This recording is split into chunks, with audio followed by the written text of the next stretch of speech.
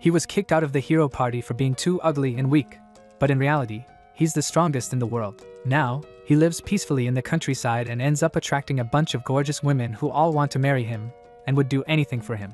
The story kicks off in the Kingdom of Herseth, a place where healers are treated like top-tier celebrities because their skills help grow the kingdom. The most important place for healers is the Royal Hospital, where people train, learn new healing methods, and get their official licenses before starting their careers. A boy named Zenas is seen treating a man using magic, but it turns out that he never went through proper school training, so he doesn't have a license. After the man leaves, Zenas' assistant, Lily, reminds him that he has another patient to check on and tells him she'll have dinner waiting when he gets back. As Zenas heads out, he notices a young girl who's clearly in pain. A man named Forbes shows up and questions her about where she's been. She tells him her stomach hurts and she went to a hospital, but they turned her away because she didn't have any money. Forbes doesn't care at all. He reminds her she's just a slave. Then he drags her to a graveyard, tosses her to the ground, and a creepy black mist suddenly enters her body. Forbes coldly tells her he'll feed her if she finds something valuable. But just as he turns to leave, the girl suddenly lashes out with claw-like hands, slashing him and making him bleed. Terrified, Forbes runs away and bumps into Zenas, begging for help. He claims his slave went crazy and asks Zenas to deal with her. In return, he promises to pay him. The girl starts throwing rocks at Zenas, but he dodges every one of them like it's nothing, which impresses Forbes. He tells Zenas to kill her, but Zenas refuses, saying his job is to save people, not hurt them. Forbes warns that Zenas could die if he keeps talking like that, but he's stunned when Zenas smashes a massive rock with his bare hands. Zenas realizes the girl is faster than most humans, so he uses his magic to launch her into a house and tries to calm her down. When he gets closer, he notices something off. She's possessed by some kind of ghost. Using his magic again, he frees her from the spirit. Impressed, Forbes demands healing for his injuries, but Zenas says he's off the clock. Forbes doesn't care and throws him a bag of coins. Zenas tells him that's not enough and reveals he's actually an underground healer with no license. He says he'll take the girl instead of more money. Forbes agrees, so Zenas heals him and takes the girl. Back at home, a ghost named Carmilla appears, excited for the food. Lily tells her it's not ready yet. Then a woman named Sophia shows up, asking for Zenas. Lily explains he's out, so Sophia decides to wait. Soon, another girl named Linga comes in, and Sophia tells her to leave since she's already had her checkup today, but Linga stays anyway. Suddenly, an orc girl named Loie barges through the door. Man got more riz than his looks. Lily allows her to join them but tells her to fix the broken door first. Lily then asks if they all want to stay for dinner. Loie says that's the only reason she's here. The others agree and wait around. Lily heads off to do laundry, and while she's gone, Loie and Linga taste the food she was making. It tastes amazing, and they can't stop eating.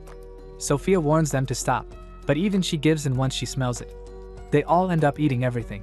When Lily returns, she asks what happened. Sophia admits they couldn't resist because the food was just that good. Then the girls start bickering about who Zenas likes most, but Lily tells them to stop because he wouldn't like them fighting. She says it'd be nice if they could all enjoy dinner peacefully. Feeling guilty, the girls offer to help cook again, but Lily says there are no ingredients left. Carmilla overhears and gets mad at them for eating everything. Lily tells the girls to go buy more ingredients, and they quickly run out to do it. She wonders if she'll finish dinner in time before Zenas gets back. Meanwhile, the slave girl wakes up in a bed and is confused about what's going on. Zenas tells her that he bought her and then tells her to remove her clothes so he can check her condition. She's hesitant, but when she does, he sees what's causing her pain and heals her instantly. She's amazed by how powerful he is, but he brushes it off, saying he's nothing special. She thanks him and introduces herself as Till. Zenas says she needs to pay him back by helping out, and she agrees to do anything. He tells her to find some herbs, and when she returns with him, he tells her she's repaid her debt. Till is surprised, thinking picking a few leaves wasn't enough. But Zenas explains that what she did is equal in value to what he did for her, then tears up her slave contract. Now free, Till doesn't know what she wants to do with her life, but promises to tell Zenas once she figures it out. He says she can always ask for help if she needs healing, though he reminds her it won't be free. Later, Zenas gets home, and Lily says dinner isn't ready yet. The girls return with ingredients, and Carmilla teases him about meeting a new girl. Lily is just glad they have what they need and starts preparing tea for everyone. The story flashes back to when Zenas was in an adventuring group. The team leader, Aston, gives him a gold coin, telling him it's the only one he'll ever earn. He insults Zenas, saying he's useless and they're kicking him out. Zenas reminds them that they invited him in the first place, but they just laugh. Aston says they're too popular now and need to impress nobles, so someone like Zenas can't be part of the team. He warns Zenas to never tell anyone he was ever part of their group. Meanwhile, back in the present, a shady guy tries to kidnap Lily. She kicks him and tries to run, but he shoots her in the leg with an arrow. As she falls, he tries to grab her again, but she bites him. Furious, he stabs her. Zenas arrives and demands to know what's happening, but the men say Lily belongs to them. Zenas gives them the gold coin Aston gave him in exchange for Lily. She thinks she's about to die, but Zenas heals her immediately. She wonders if he's some famous healer, but he admits he doesn't even have a license. She feels bad he spent money to save her, but he tells her not to worry. When he asks if she has a home, Lily says no. So Zenas takes her to a restaurant to get food and clothes. While they eat, she notices he isn't eating anything, and he says he's not hungry, but the truth is, he doesn't have money for himself. That's when a man named Zond shows up, badly hurt. Zenas heals him on the spot, and Zond is so surprised that he gives Zenas some money as a thank you. That's when Zenas gets the idea to open his own clinic. Lily offers to help, but Zenas says it's illegal since he doesn't have a license and doesn't want to drag her into trouble. But she insists after all, he bought her, so she belongs with him. Seeing how determined she is, he agrees to let her stay until he finds a safe place for her. After that, Zenas and Lily made their way to an old, crumbling house far from the city. Lily looked around nervously and asked why he picked such a sketchy location. Zenas explained that opening a clinic inside the city was impossible without a legal license, so this was the best he could do. Still uneasy, Lily hesitated at the doorway. She'd heard stories about Wraith's supernatural spirits that could kill humans just by touching them, and she was scared they might be real. Zenas stepped inside to inspect the place and decided it was actually perfect for a secret clinic. Right then, a ghostly figure Carmilla suddenly appeared in front of them, making Lily scream in fear. She rushed at them aggressively, but Zenas calmly cast a spell that pushed her back. He told her he had fought and defeated hundreds of Wraiths before, and had no problem handling her too. Then he apologized to her for disturbing her home and promised that if she let him use part of the house to help people, he wouldn't cause her any trouble. Carmilla didn't like that idea and tried to attack again, but she couldn't get anywhere near him. She was stunned by how powerful he was. Angry, she summoned a bunch of ghost minions to scare him off, but Zenas wiped them out in seconds. Carmilla asked who he was, and he casually replied that he was just an unlicensed healer looking to use one of the bedrooms for his clinic. Impressed and outmatched, she told him he could use the first floor. After that, Zenas and Lily started cleaning the place and setting it up. Lily offered to help promote the clinic, but Zenas told her that advertising would just attract attention from the Royal Medical Institute, which could get them shut down. Lily was worried that without letting people know, they'd never get patients. But then someone knocked. Zond showed up. Zenas had been expecting him. Zond had injuries from a magical gun, and those kinds of wounds couldn't be treated at normal hospitals. Zond brought his sister, Sophia, who showed a serious wound. Zenas could immediately tell it was from a toxic magical weapon. Sophia nervously asked if he could heal her, but Zenas said the safest way to stop the poison was to amputate her arm before it spread through her whole body. He said the surgery would cost 1,000,000 coins. Shocked, Sophia asked him to reconsider the price. Zenas realized she was one of the leaders of the lizard folk in the slums. She made a name for herself stealing from corrupt merchants and giving the money back to her people. She asked why she should pay him so much. Zenas calmly explained that he wouldn't just cut off her arm, he'd regenerate a new one for her using advanced healing magic. That type of healing was incredibly rare and risky, and he had been taken advantage of too many times before. So now, no matter who the person was, he charged fairly based on the effort involved. Sophia didn't understand how it was even possible to regrow a limb. Most healers couldn't do that. Zenas was surprised she'd never heard of it. He got to work, carefully slicing off her arm with a scalpel, and then cast his regeneration magic to create a new one. Sophia was blown away by the result, and even Zond was stunned when he noticed Carmilla's ghostly head peeking through the ceiling. Zenas told him not to worry, she wasn't causing trouble anymore. After the procedure, Lily made tea. Zenas noticed 3 cups and asked who the third was for. Lily casually replied, "It's for Carmilla." She was feeling good because business had started picking up, especially from the lizard folk. But Lily was curious why so many of them were getting hurt. Zenas explained that the slums were split between 3 rival gangs who were constantly fighting. It was chaos every day. Right then, another visitor barged in. A woman named Linga arrived and introduced herself as the leader of the Wolf Beast Skint gang. Zenas told her the clinic was closed, but if someone was seriously injured, he'd still help. Linga grinned and said that actually, he was the one who was about to get hurt. She had figured out that Sophia's group kept recovering no matter how badly she beat them, and now she knew Zenas was the reason. She swung an axe at him, but it broke instantly against his magic shield. She ordered her gang to attack, but their weapons were useless. Fed up, she shouted for them to just destroy the place. That's when Carmilla suddenly showed up, furious and ready to wipe them out.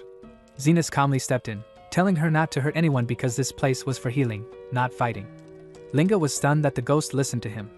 She assumed he must be her master, and immediately apologized, along with her entire gang. Zenas tried to explain that wasn't true, but they didn't understand him. They didn't even speak human language. The next day, an orc visited the clinic. Zenas wasn't surprised. He had already helped the lizard folk and the werewolf gang, so it made sense that the orcs would show up too. Zenas asked if the orc's boss, Loey, was someone reasonable. The orc said she was wise and respectful, and Zenas hoped she wouldn't be like the others. He also thought about how Sophia kept sending him expensive gifts, and how Linga had started building an actual palace right next door to try to make up for attacking him. He hoped Loey wouldn't try anything crazy too. When he asked why Loey didn't come herself, the orc explained that she couldn't move. Zenas decided to go see her personally. When he met her, she said she already knew about him. He was well known in the slums. Loey asked why she was unable to get up.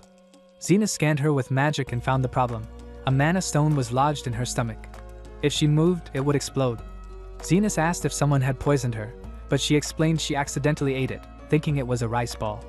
Zenas said the stone would pass naturally, but she told him there wasn't enough time. The real reason she was upset wasn't for herself, it was because her boyfriend refused to leave her side and was prepared to die with her.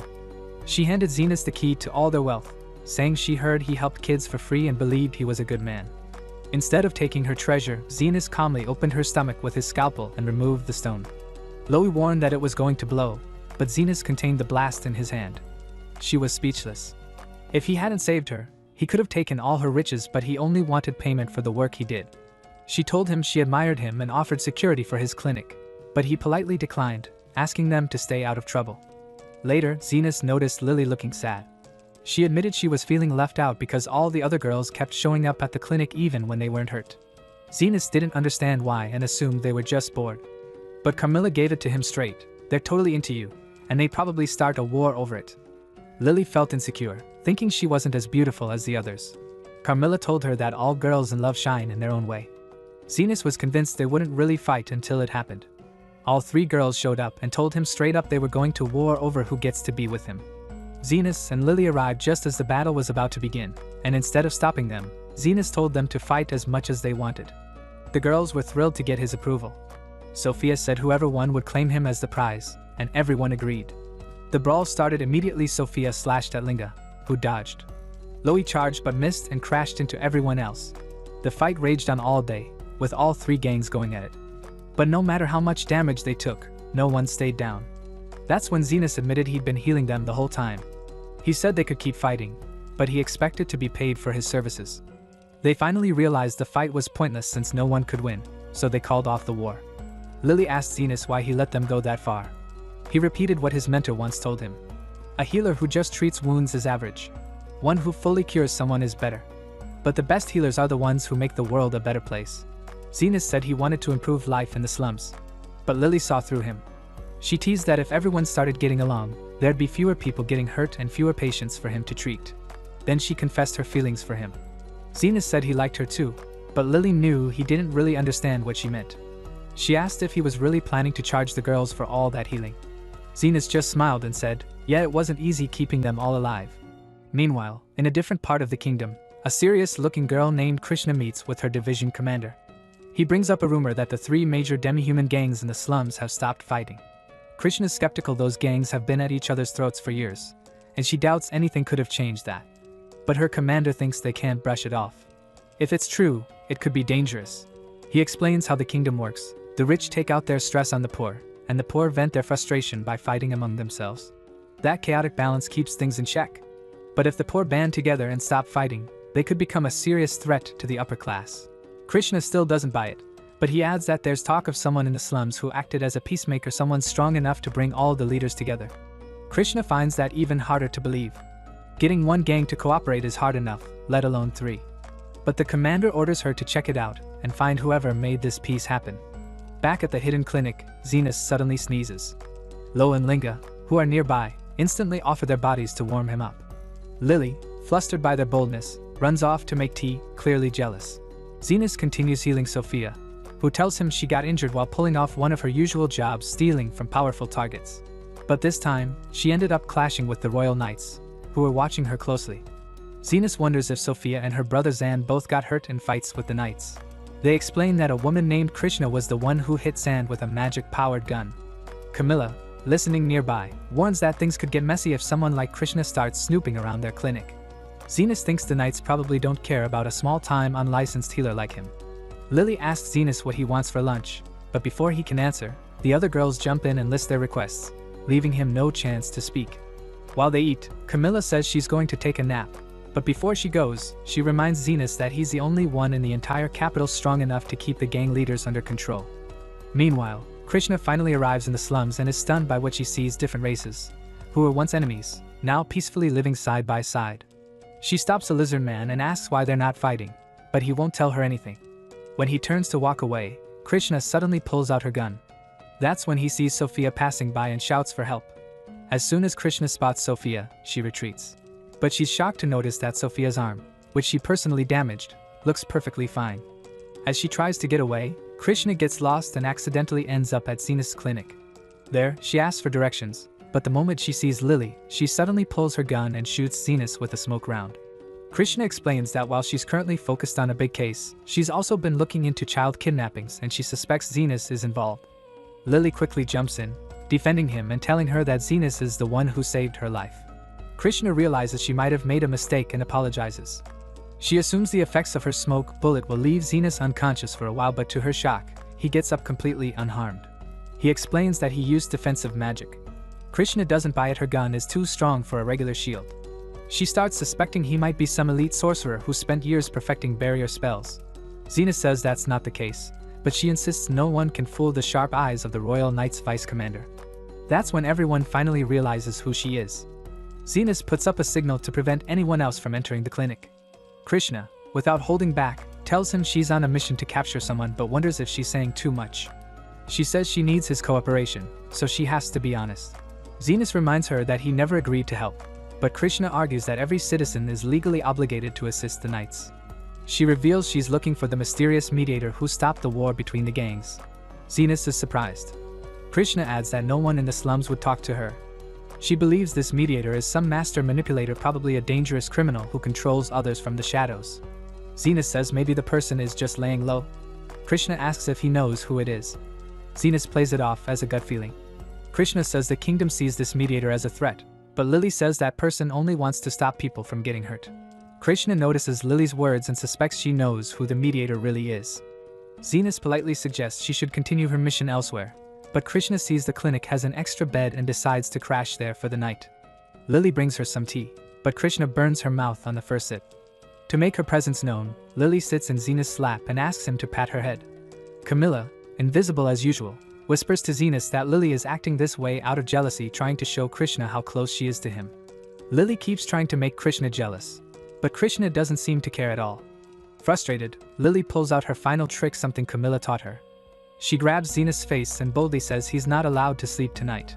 But right after saying that, she instantly falls asleep on his lap. Later, Krishna curiously asks Zenas if a master healer is really capable of regenerating a full limb. She's doubtful, thinking only saints or legendary healers can do something like that. Zenas wonders why she's bringing it up. She admits she's the one who destroyed Sophia's arm, and now it's like nothing ever happened.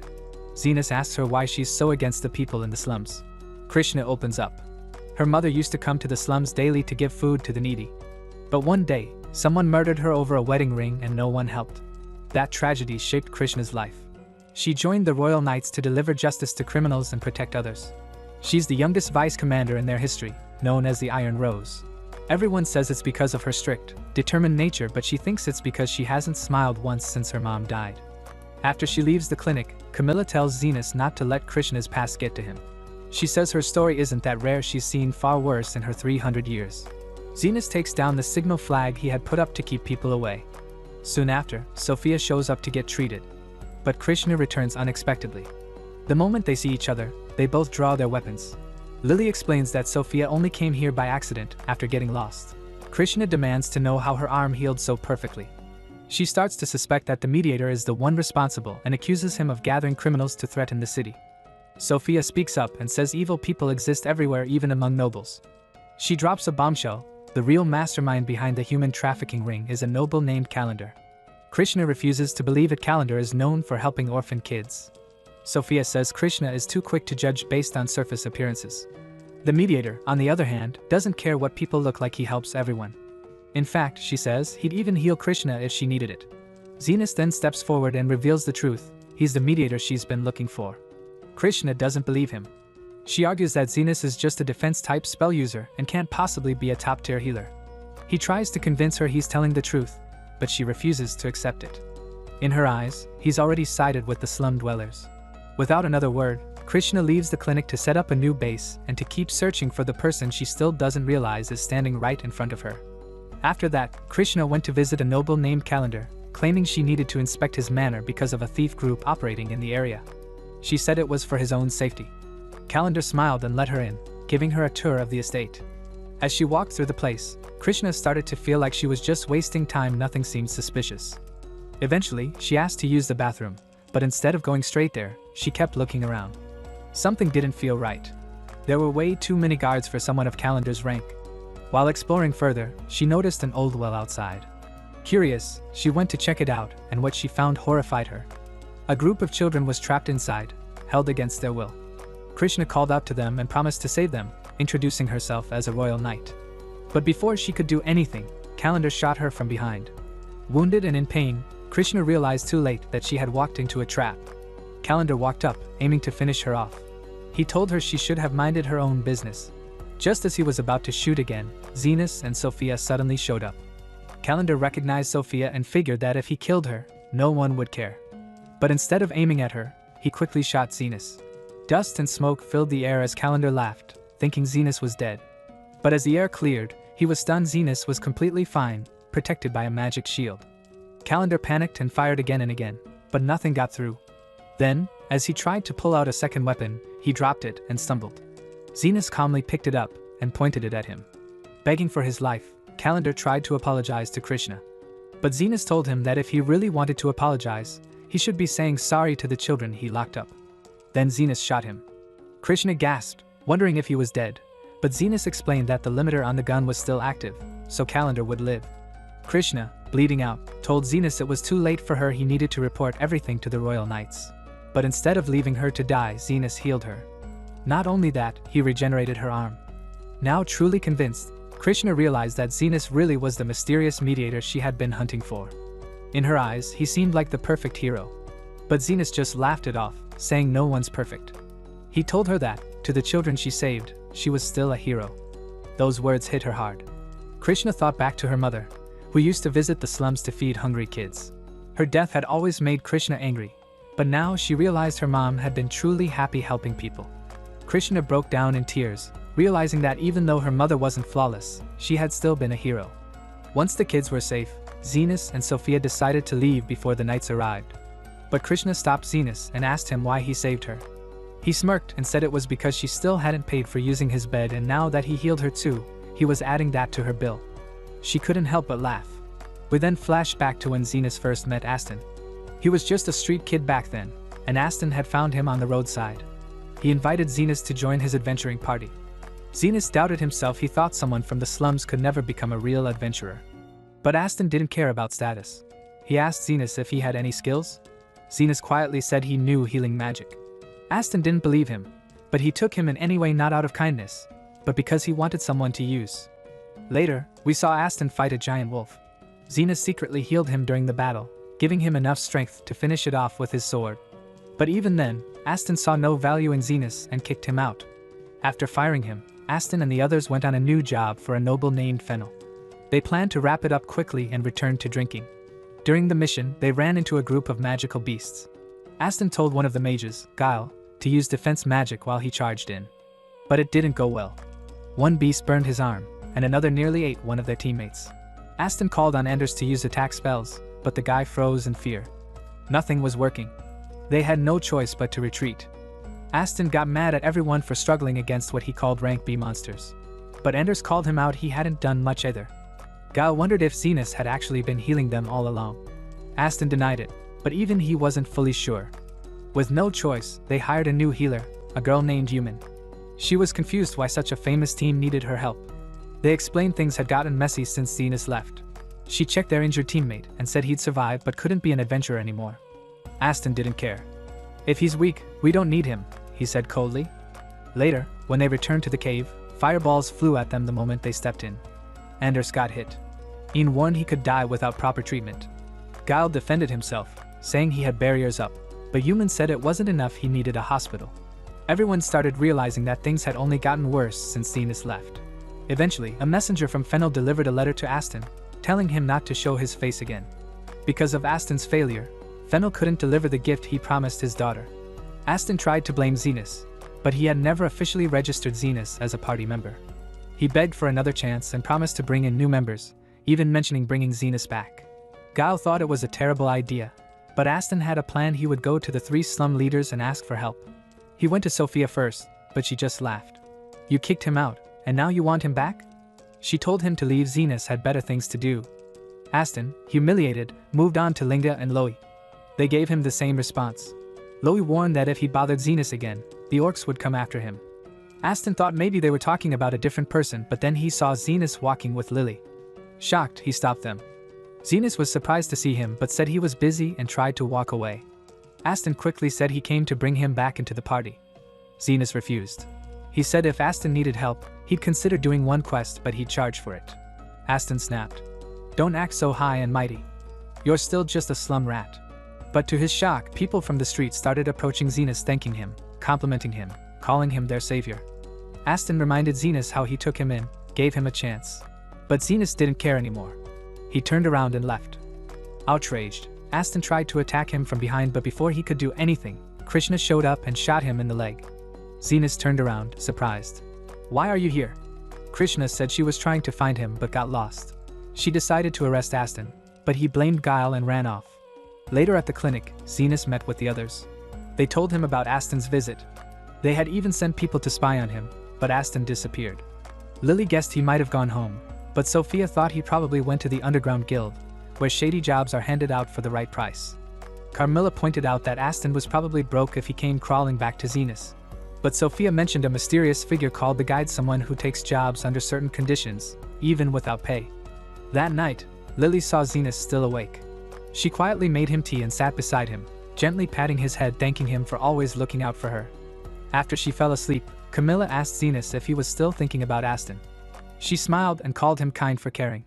Then she asked how someone from the slums learned such advanced healing. Zenas finally opened up. He revealed that it all started when he tried something forbidden, reviving a corpse. Camilla was shocked. That kind of necromancy was banned. She told him that back when she was alive, people used sorcery to make golems, soulless workers that didn't feel pain and would serve endlessly. Suddenly, the ground started to rumble beneath everyone's feet. Camilla sensed something wasn't right and rushed outside to check. Her eyes widened in shock. A massive golem was marching through the slums, destroying everything in its path. From a distance, a shadowy figure known only as the Guide was watching calmly. The golem was his creation, built on behalf of someone who wanted Zenas gone. But for the Guide, this was more than just a job, it was a perfect field test for his newest weapon. Zenas and Camilla hurried to the chaos, and soon the 3 slum leaders Sophia, Loey, and Linga joined them. They were furious, saying the golem had already injured their people. Nobody knew what the creature was, so Zenas explained it was a golem, an artificial being, something only possible through ancient magic that had been lost for centuries. Zenas asked if anyone had seen where it came from. Loey said one of her orc scouts saw it emerging from deeper in the slums. That raised red flags, maybe it was connected to the underground guild. But this wasn't the time to overthink. Zenas told everyone to help him gather the injured in one place. Watching from afar, the Guide evaluated his creation.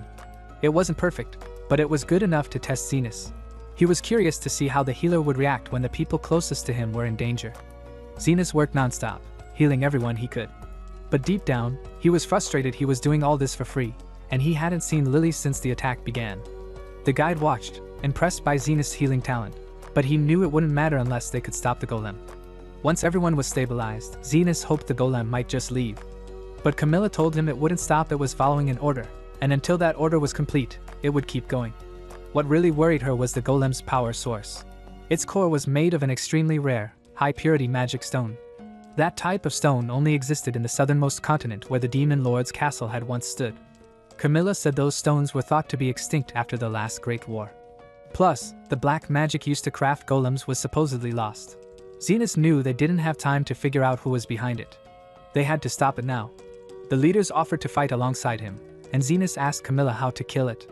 She told them the only way to destroy a golem was to destroy the magic stone at its core. Zenas formed a quick plan. The others would attack while he stayed back and supported them with healing.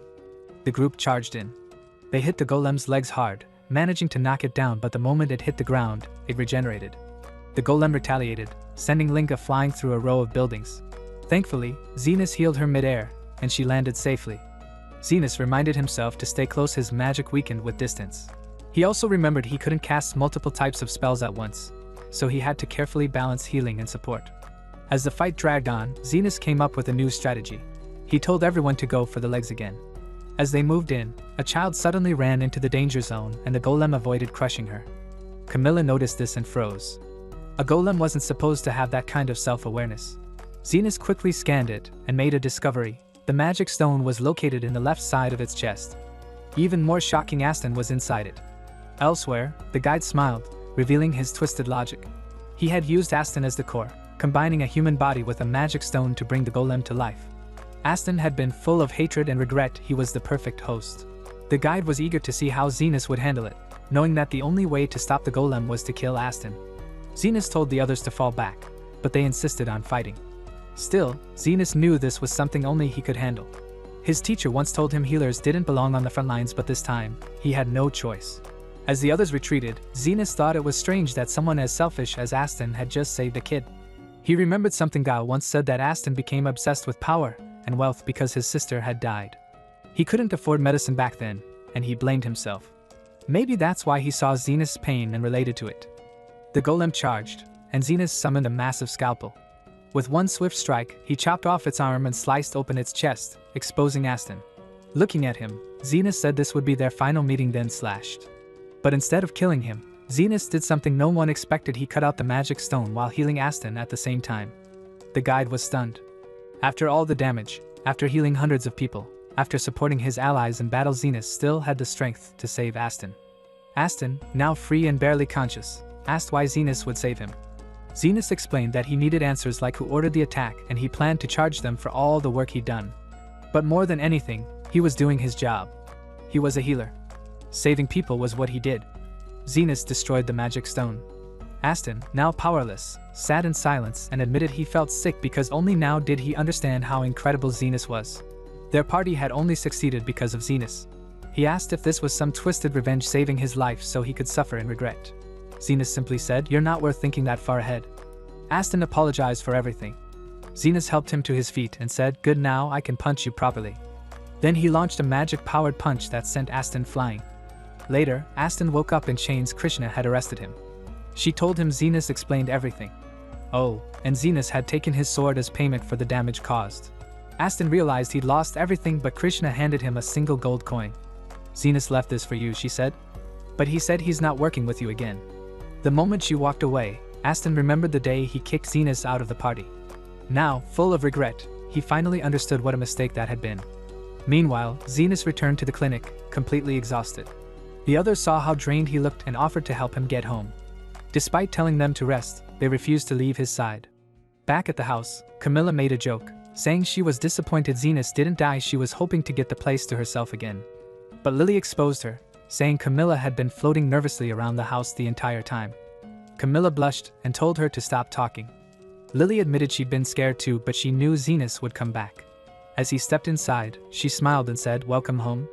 Krishna arrived to report that the Royal Knights investigated the attack. The one responsible? The guide. Zenas narrowed his eyes. He wasn't about to forget that name. Sophia said she did some digging too. The guide worked alone and had recently joined the underground guild. Krishna added that he'd erased all traces of his movements. The leaders assumed he'd strike again, but Krishna told them to stop making guesses. Of course, that sparked another argument. Zenas sighed, kicked them all out, and reminded them, no fighting in his clinic. Later, Lily noticed how tired Zenas still looked. She was just about to invite him to the hot springs to relax when Sophia suddenly burst through the door and asked him first. Zenas agreed, and Sophia grinned, excited. Then one by one, the other girls showed up, all asking him to come with them too. In the end, Zenas gave up and agreed to go with all of them. As they left, He turned to Lily and asked what she wanted to say earlier. She just smiled and told him to forget it. Camilla watched from the side, laughing. She said it was fun watching the girls fight over him, and since she hadn't been to a hot spring in forever, she decided to join them too. Zenas was enjoying a quiet moment in the men's hot spring, but then Sophia suddenly walked in.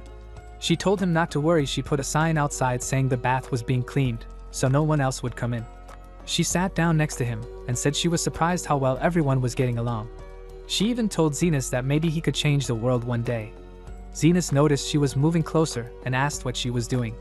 Sophia admitted she was talking just to distract him, and then tried to grab him. But before anything happened, Linga suddenly barged in and jumped at Zenas too. Sophia stopped her, and the two started fighting over him right there in the water. Then Loie rose up from under the water. She said she had been waiting for Zenas all along and joined in on the fight. Suddenly, Krishna appeared too. She told the girls they weren't supposed to be in the men's bath. But they all knew she had feelings for Zenas too, so they started teasing her and ganged up on her. Zenas finally lost his patience. He shouted at all of them, saying he just wanted to relax, and told them all to go back to their own bath. Meanwhile, Yuman was sitting in the women's bath. She was surprised to see such a strange group of girls relaxing together. Loie started showing off her body and bragging about her curves. Lily looked down and quietly said she wasn't confident. She had a flat chest and always felt bad about it. But seeing that Yuman was the same made her feel better. Camilla told her that having a small chest wasn't a bad thing.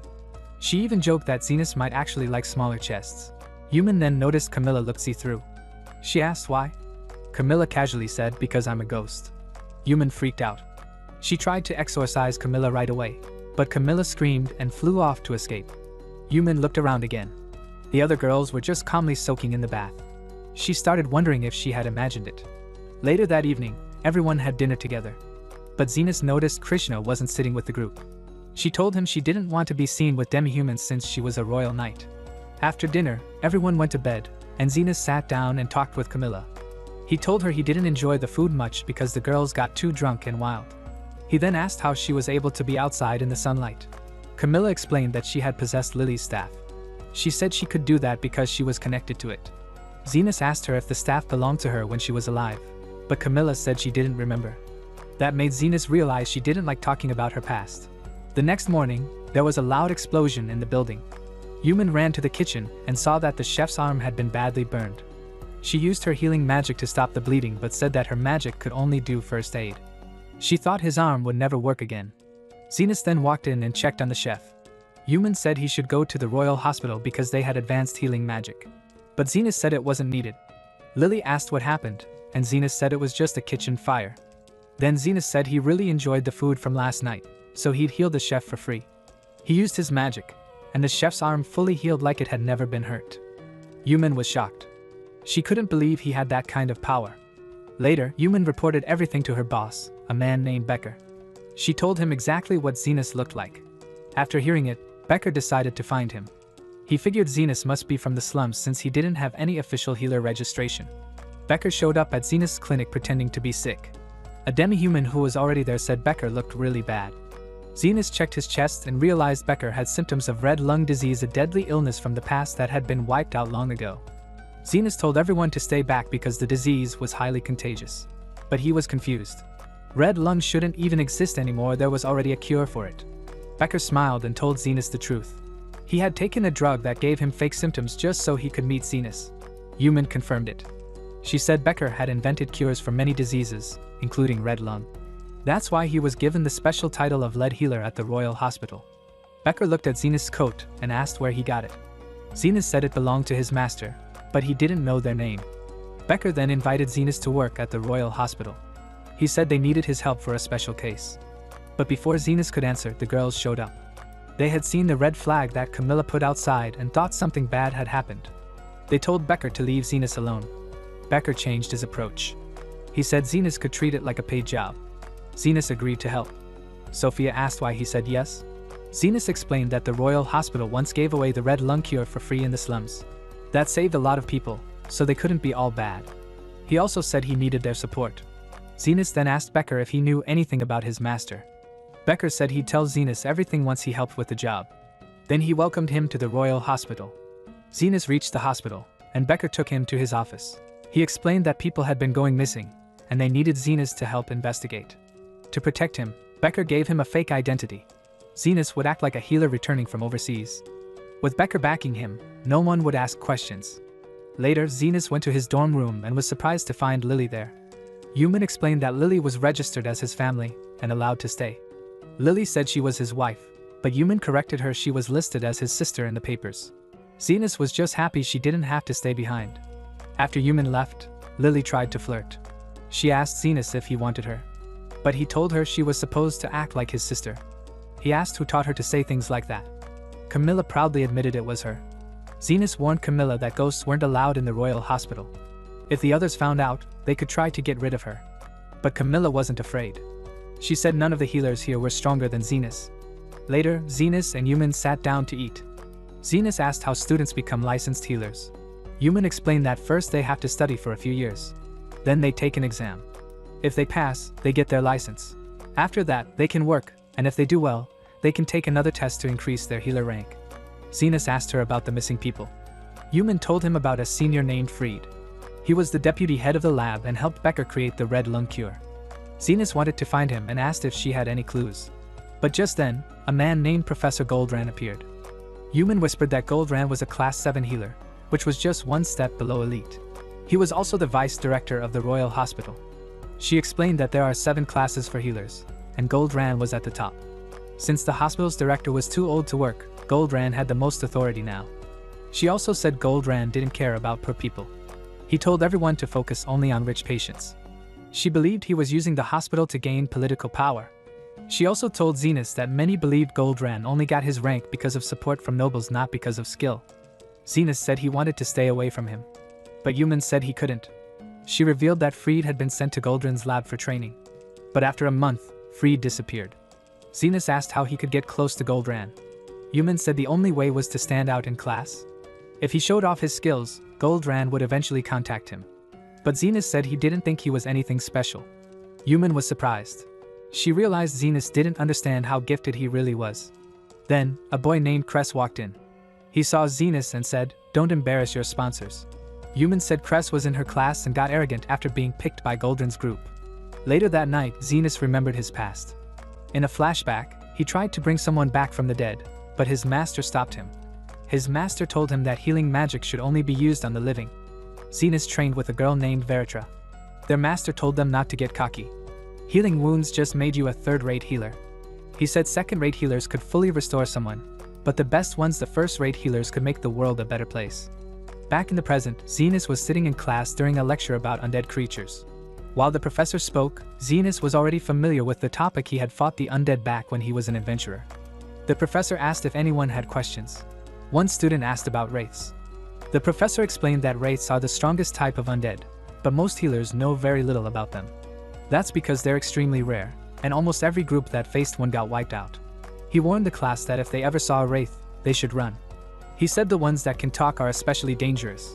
Zenas was confused, since Camilla could talk just fine and she's a wraith. Then the professor asked if anyone had fought undead before. Cress proudly bragged that he had defeated 30 ghosts, and the students were impressed. Cress then looked at Zenas and asked if he had ever fought ghosts too. Zenas could have said he wiped out 50 at once, but he just casually said he could beat 30 of them at the same time. Everyone looked at him like he was joking. The professor asked him to explain, so Zenas said he used his healing spell to destroy the ghosts inside the underground labyrinth. The professor couldn't believe it. The underground labyrinth was known to be extremely dangerous, so dangerous that even gold-ranked adventurer groups avoided it. Cress said Zenas was clearly lying and told him to stop making things up. The next professor started a new lesson about magic circles. He asked each student to come up and draw one on the blackboard. Cress drew his best one, and the professor was impressed. Then he asked to see Zenas.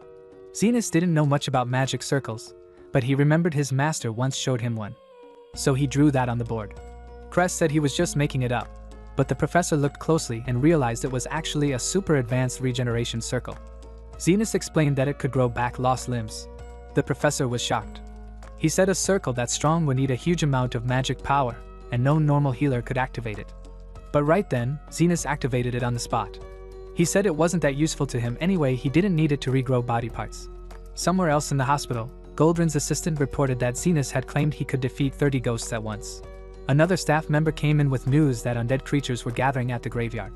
Goldran decided this was a great chance to test Zenas, and see if his claims were real. A group of students, including Zenas, went to the graveyard to deal with the ghosts. They tried using their healing magic to exorcise the spirits, but they got surrounded. Zenas stepped forward and used a powerful healing spell that wiped out all the ghosts at once. Yuman was shocked that he really defeated all of them so easily. But Cress stepped in, pretending he was the one who did it. He told everyone to report his success to the teachers. He started walking away with the others when a giant zombie king suddenly appeared. Everyone looked at Cress and told him to deal with it since he claimed he was so strong. He panicked, begging for help. Yuman and Zenas refused to help him. He told the others to run while he held the monster back. He tried using his strongest magic on the zombie king, but it did nothing. The monster kept attacking, and he could barely dodge. Yuman explained to Zenas that the other ghosts probably gathered because of the zombie king. She said powerful undead naturally attract weaker ones. Zenas noticed that Cress was in real danger. Yuman told him not to help. Cress deserved it. But Zenas could tell Yuman was secretly worried about him since she never left. The monster grabbed Cress and was about to eat him. He started crying and begging for help. So Zenas used his Mega Heal spell and destroyed the zombie king instantly. Cress, still shaking, asked why they saved him. Yuman reminded him that he had begged for help. Zenas thought back to what she said earlier and suddenly realized something: the undead weren't gathering because of the zombie king. They were gathering because of Camilla. When he got home, he told Camilla about it. He said the undead were drawn to her. She asked if he wanted her to leave. But Zenas said it was safer to keep her close. Her presence affected the area, so it was better if she stayed with him. She called him a weirdo for wanting to live with a wraith. The next day, Goldrin's secretary praised Cress for supposedly defeating the undead. He said the other students were amazed by his power. He also said Zenas didn't live up to expectations. But Cress felt guilty. He admitted to the secretary that Zenas was actually the one who beat the undead. Later, Becker spoke to Zenas and told him that Goldran wanted to interview him. He said Goldran doesn't normally meet with just anyone. He had strong political power and support in the Royal Hospital.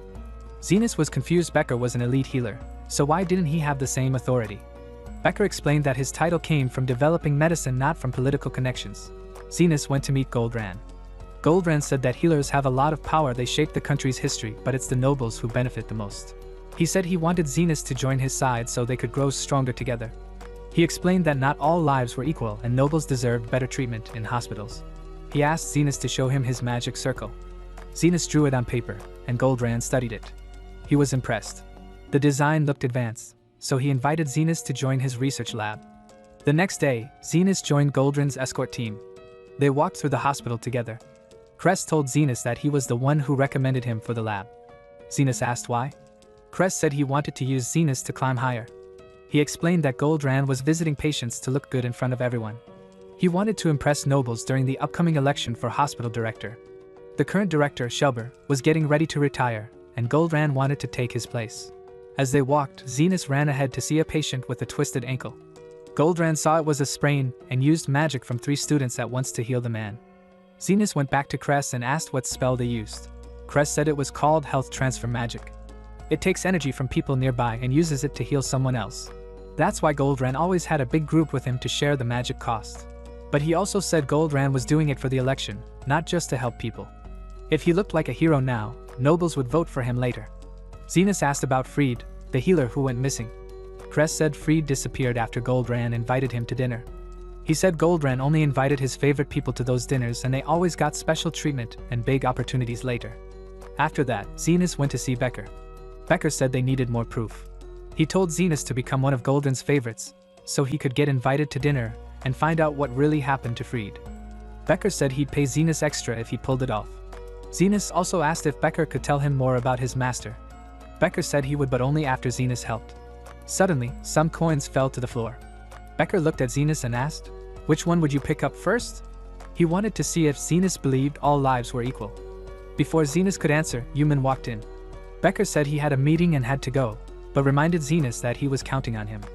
Meanwhile, back at Zenas' clinic, Linga quietly snuck inside. But Sophia caught her. She realized Linga came to clean the place. A moment later, Loie barged in, also saying she came to help clean. So, the 3 girls, all there for the same reason, ended up cleaning the clinic together. Back at the hospital, Cress introduced Zenas to Goldrin's pet, a little creature named Milk. Cress said he was now responsible for taking care of her. He also mentioned that Goldran had a meeting coming up with 7 nobles. Cress hoped that if he worked hard and helped Goldran enough, he might one day become part of that noble group too. Zenas started to realize that Cress wasn't just focused on healing, he was trying to move up in the ranks. Zenas thought healers were supposed to care about treating people, not about status and money. But Cress explained that magic alone isn't enough to fix everything. In his view, power and money mattered more in the long run. While they were talking, a drunk man named Bon walked by. He noticed Cress taking care of Milk again and made fun of him. Bon didn't like the pet at all and told Cress he was wasting his time trying to win over Goldran. Zenas asked who Bon was. Cress told him that Bon was actually Goldran's first secretary, but he barely did any work and didn't deserve the position. Suddenly, Bon tossed a ball, and it almost hit Milk. She panicked and ran off. Cress chased after her, but then she got hit by a carriage. Cress used his strongest healing spell, but it didn't work and he started to panic, thinking he was doomed because he couldn't save Goldran's favorite pet. Zenas stepped in and used a basic healing spell. Cress didn't expect much, it didn't look strong enough, but to his surprise, Milk was completely healed. Zenas said her bones were back to normal and she'd be fine, though she should still rest for a while. Later on, Zenas met Yuman, and she asked him to go on a walk with her. They ended up walking in the forest. She apologized to him, saying she felt bad for getting him involved in all this. She said she felt guilty because she wasn't talented enough to be picked by Goldran, so Zenas got dragged into everything instead.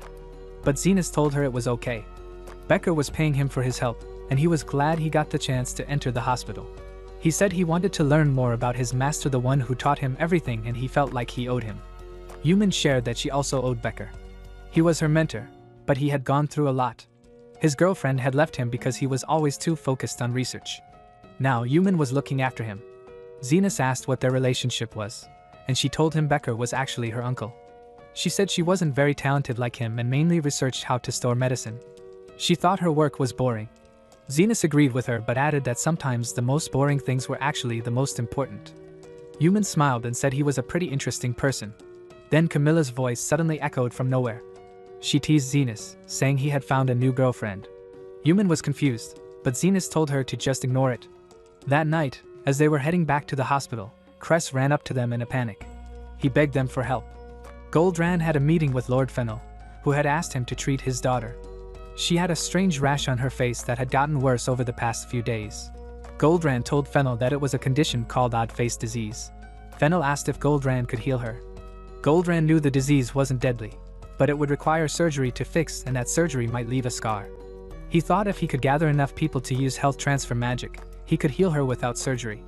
But the girl didn't want anyone to see her face, so Goldran could only bring 2 assistants with him.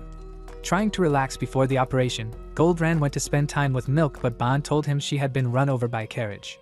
Goldran got upset and asked if Bon was the one behind it, but Bon told him Cress had already healed her. Goldran checked on Milk and was shocked. She didn't just survive, she didn't even have a single scar. She was in perfect shape. Meanwhile, Cress told Zenas he was the one chosen to heal Fennel's daughter. But he was panicking. Zenas asked why he didn't just cut the rash off. Cress said the infection went deep into her skin, and surgery would leave a huge scar. If he messed up, he'd be finished. Yuman wondered why he was given such a tough job. She thought it might be punishment for taking credit from someone else. But Cress said that wasn't true, he had already told the secretary that Zenas was the one who healed Milk. Lily brought them tea, and Cress found her cute. But Lily quickly said she already belonged to Zenas. Later, Goldran arrived at Lord Fennel's mansion and asked why he was called. Fennel said his daughter was too embarrassed to leave her room because she was afraid of having a scar on her face. He asked Goldran to talk to her and tried to convince her. They went to her room, and Fennel told her to let Goldran treat her. Goldran explained that the disease couldn't be fixed without surgery. But the girl didn't trust him, she thought someone had sent him to ruin her face. Cress tried to step up. He thought he could win her over with his charm and introduced himself as Goldran's assistant. But she looked down on him, saying someone like him had no right to talk to her. He was crushed. Now it was Zenas' turn.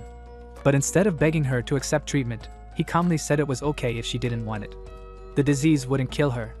At worst, she'd just end up looking like an old granny in a month. That caught her attention. She didn't want to be ugly. Goldran confirmed that Zenas was telling the truth. The condition would quickly get worse and ruin her appearance if left untreated. Surgery was the only option. But the girl still didn't want to go through with it. She walked away. Zenas followed her and noticed she had pet birds. One of them had an injured wing. She told him she found it in the garden and didn't think it would ever fly again. She said the bird was just like her, trapped and unable to leave the house anymore. Zenas asked if she wanted to get better. She told him to stop talking to her and asked who he thought he was. He simply said, "You're my patient." Suddenly, the injured bird started flying again. She stared in surprise. Zenas told her he didn't care about who she was or how important her family was. His job was to help people who were hurt, and she was one of them. He said if the bird could heal and fly again, then she could still be healed too. He asked her again, "Do you want to get better?" This time, she started to feel hope. Charlotte finally agreed to go through with the surgery. They used a special sleeping medicine made by Becker to knock her out. Lord Fennel asked them to take good care of her. Goldrand still believed Cress was the one who healed Milk earlier, so he chose Cress to do the surgery.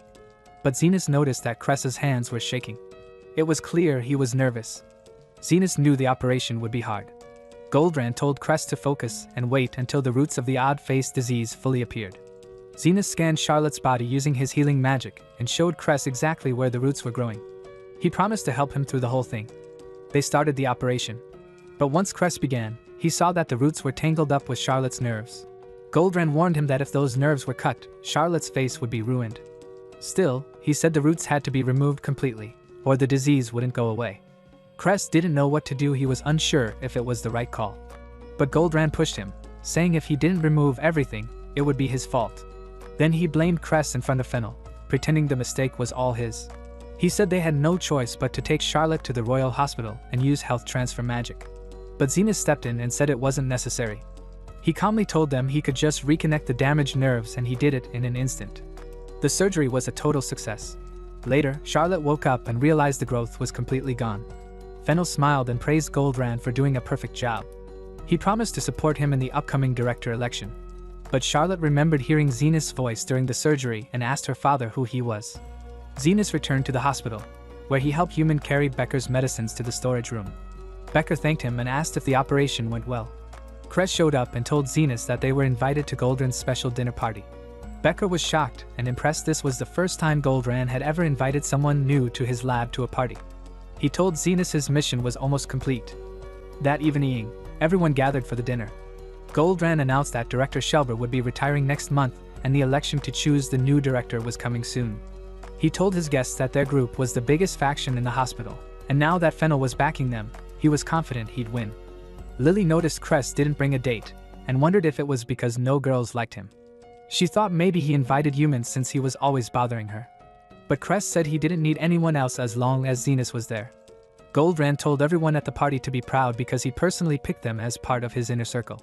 Zenas quietly moved around and began asking about Fried, the missing researcher. He found out that Fried disappeared after taking care of Bon, who had gotten drunk at a past party. So Zenas approached Bon and asked him if he remembered anything. Bon said he liked Fried because he was the only one who talked to him. He also revealed that Goldrand told everyone else not to talk to him. Bon didn't mind because Goldrand helped him live an easy life. Lily asked how Bon met Goldrand, but Bon told her to leave him alone. Zenas figured they wouldn't get anything else out of him. But Lily had an idea. She would get Bon drunk. She poured him drinks and listened as he started talking. Zenas asked her what she was doing, and she said it was a trick Camilla had taught her. Men often talk too much when drinking with a girl. Zenas brought up Fried again, and Bon started remembering. He said they had gone outside while he was drunk. Bon spilled his drink and suddenly started mumbling that Zenas was Goldrand and that he was finally becoming a noble, all because of what happened 13 years ago. Zenas asked about that, and Bon said it was the day of an explosion that changed everything. Thanks to Fennel's support, Bon had become a professor. But before he could say more, he passed out. Zenas and the others returned to the mansion. Zenas said they needed to keep digging. Just then, Camilla appeared and said she knew the truth. Meanwhile, back in the slums, the leaders were waiting for Zenas. A man ran in with bad news. Zahn had been in an accident and needed medical help. Sophia didn't want to ruin Zenas' undercover mission, but the others insisted only Zenas could save Zahn. So she agreed and went to find him. She said they'd pay him double his normal fee. Back with Camilla, she explained that Goldrand used to be just a normal researcher. Everything changed after he saved a noble. But Camilla believed he didn't actually save the noble, it was someone else. She guessed that another healer helped the noble, but Goldrand took all the credit. She also said that Bon probably saw what really happened. That's why Goldrand didn't want anyone talking to him.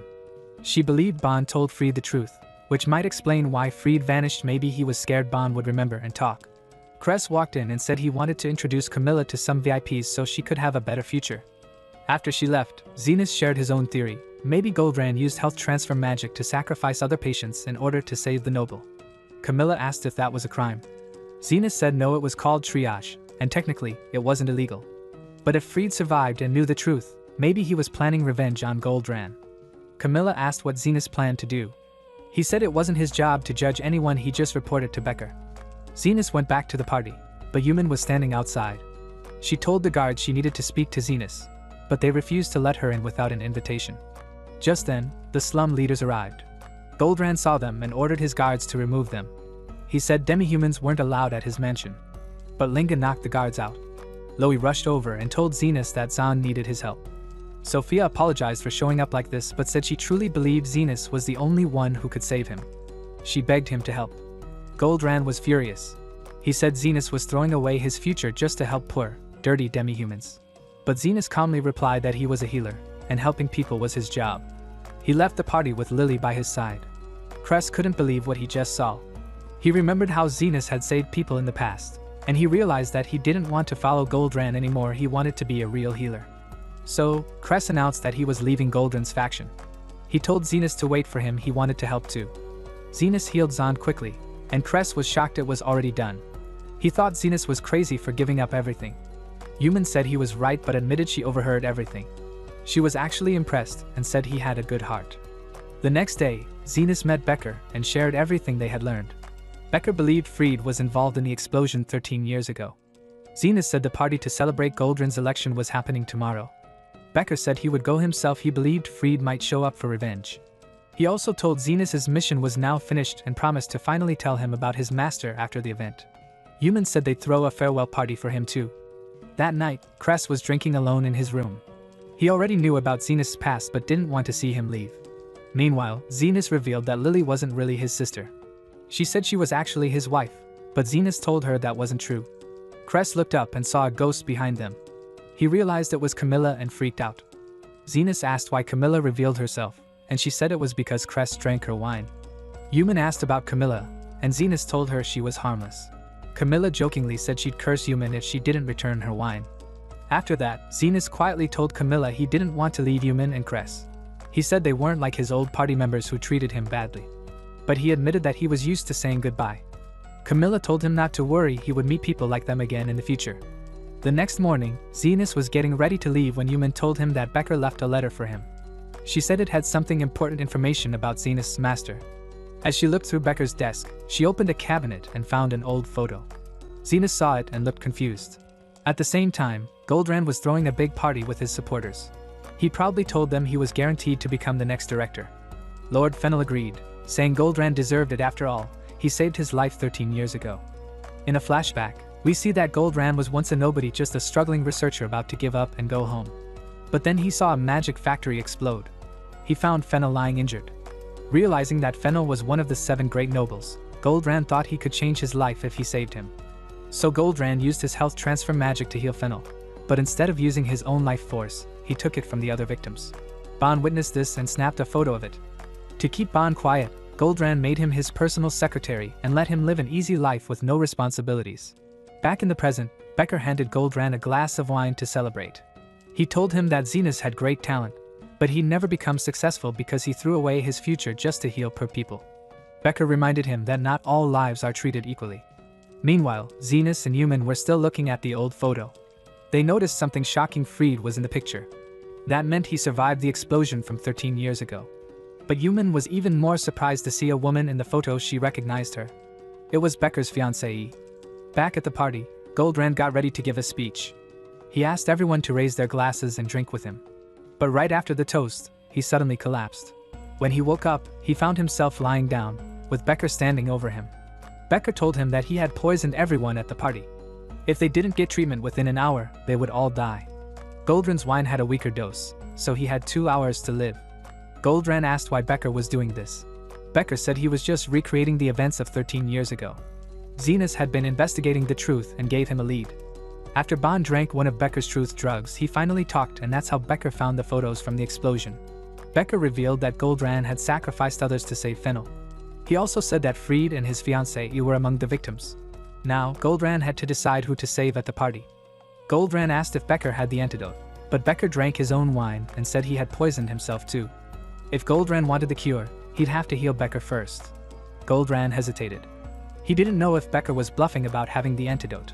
He thought about sacrificing the other guests again, but Becker told him that his own body had the most energy in the room. He could use his own life force to save everyone. Becker told him, "If you think your life is worth more than your followers, prove it." Suddenly, Zenas and his group arrived. Yuman said she had a feeling something was wrong after seeing the old photos. She realized Becker poisoned the wine. Zenas asked why. Becker admitted he wanted revenge for his fiancée's death. Fried had told him years ago that Goldran was behind it, but then Fried disappeared. Becker had hoped that the truth would finally come out. He hired Zenas to find evidence. Kress understood his pain, but told him that poisoning everyone was going too far. Zenas said he didn't want Becker to get arrested for killing innocent people. He reminded him that Yuman would suffer the most if he was sent to prison. Becker said there was no way Zenas could heal the poisoned guests. He didn't even know what kind of poison was used. But Zenas said he didn't care. He began casting a basic healing spell on everyone. Becker thought it was pointless, but then he started to feel better. Zenas explained that the poison would slowly wear off, so he just needed to keep healing everyone until it was gone. Becker called him crazy, but Zenas' friends all helped too. They supported his spell and took care of the guests. Zenas told Becker, "Be grateful. We're fixing your mess." Becker couldn't believe Zenas had the strength to keep healing everyone for an entire hour. He thought back to how his fiancée had become a healer because she wanted to help people. Goldran had taken her life. But now he saw that Zenas and his friends carried on her dream. Becker thanked Zenas for saving everyone. But Zenas, completely drained, just said, "I want a bonus." Goldran begged to be healed. But the others refused. They remembered that Goldran had planned to sacrifice all of them to save himself. No one felt sorry for him. Zenas said he could still heal him, but only for a ridiculous price. Goldran agreed and promised to pay. Just then, Fennel stepped forward and told Goldran they needed to have a serious talk. Goldran knew his career and life were over. Later, Zenas visited Becker, who was now under investigation. Becker said he had been questioned, but he was surprised Zenas got permission to visit. Zenas said he had help from someone in the royal guard. Krishna entered and revealed it was her. She had used her authority to make the visit happen. Yuman guessed that maybe Becker hadn't really poisoned anyone. He confirmed it. His original plan was to just paralyze everyone using one of his drugs. He wanted Goldran to think they were dying and confess. But someone switched the chemical in the wine.